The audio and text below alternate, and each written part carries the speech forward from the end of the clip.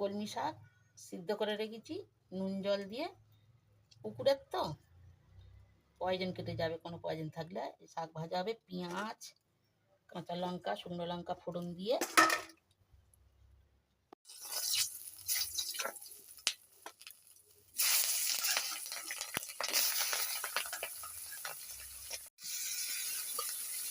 পেঁয়াজগুলো লাল লাল হয়ে গেছে। এবার শাকটা ঢেলে দিচ্ছি, একটু নুন দিয়ে দিচ্ছি, সামান্য হলুদ গুঁড়ো দিতে হয়।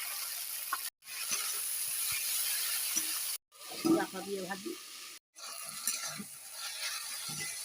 করে এই চারা পোনা পুকুর থেকে ধরা হয়েছে, দেখানো পারিনি, দেখাতে ছিটফেলা।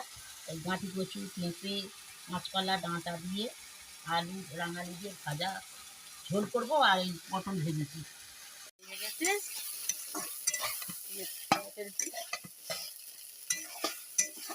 এরপরে মাছ ভাজবো।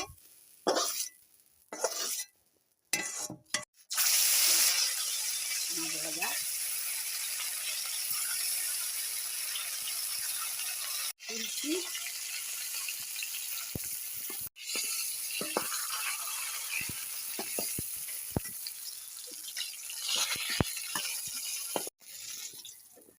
এবার ঝোল বসাবো। এই ফোড়ন দিলাম একটু,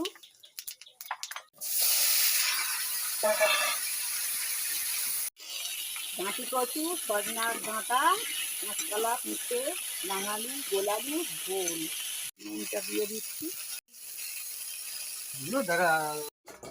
এই ঝোল বসিয়ে দিচ্ছি, হয়ে এসেছে। আর ঝোলটা মেরে ঢেলে নেবো। ঝোল হয়ে গেছে। এ আছে শাক ভাজা, মাছ ভাজা, পটল ভাজা, চাটনি, আর ভাত তো আছেই।